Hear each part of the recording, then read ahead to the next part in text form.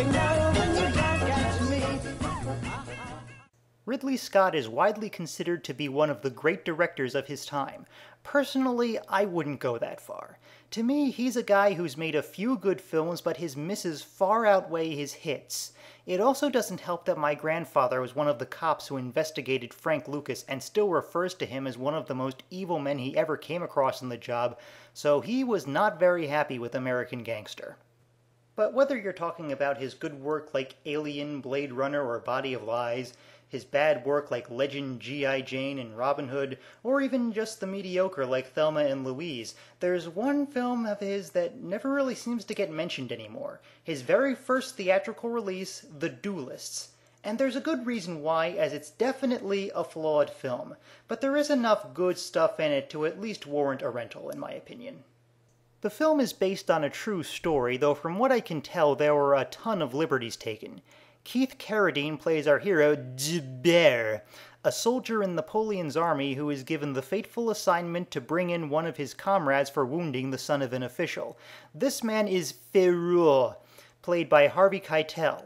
He's a loose cannon who really loves his duels, enough that he insists Zubair has offended his honor and they have to fight now. And so begins the personal war between these two men, which stretches on for years as they're forced to abide by the rules of dueling and have to wait until they're both the same rank in the army before they can fight again. It's a great premise, offering the promise of some good fight scenes along with more brainy material about the entirety of the Napoleonic Wars boiled down to these two guys. And for the most part, it does live up to that.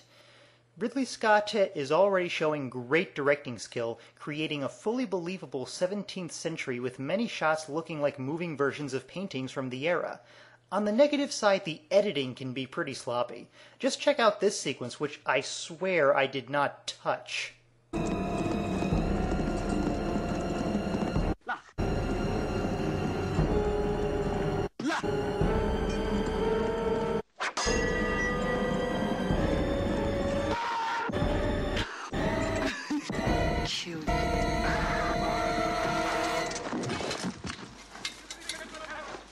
Despite that, the various dueling scenes come off very well, never seeming repetitive in the slightest.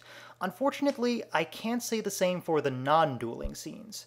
Both the hero and the villain are simplistic caricatures, which is especially odd given the whole based on a true story thing.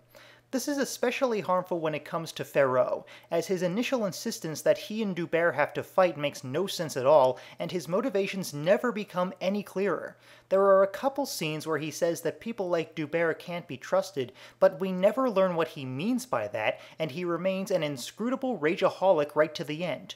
There's even a scene during Napoleon's infamous Russian campaign where they're forced to work together to fight some Tartars, but this doesn't affect their relationship at all and just comes off as filler. This was definitely the most disappointing part of the film for me, because this story could have been a lot deeper. Just think of The Prestige, where we're given two guys who are not sure who to root for and who to root against, because neither really wanted the war between them, and yet they're both partly responsible for it. Instead, we're given no moral ambiguity at all, and it just becomes tedious as we wait for the other shoe to drop and Duellists to come out ahead. It's especially odd coming from a director like Ridley Scott, who a few years later would do some great work with moral ambiguity in Blade Runner. It also doesn't help that both Carradine and Keitel seem badly miscast here. This isn't so bad with Ferreux, as we never get close to the character anyway, but Keitel's Bronx accent can still be a distraction. At least he doesn't have any lines like, "You're a Jew killing Jews." As for Carradine, he just comes across as a California surfer dude playing dress-up. I've seen him do much better work in stuff like Dexter and Cowboys and Aliens, but it seems this early in his career he just hadn't built up the chops yet. It might seem like I'm really bashing this movie, but really it's just because the negative stuff seems much more concrete here. Like I said before, it is beautifully shot and offers some nice dueling scenes, and it's definitely worth gritting your teeth through the dodgier parts.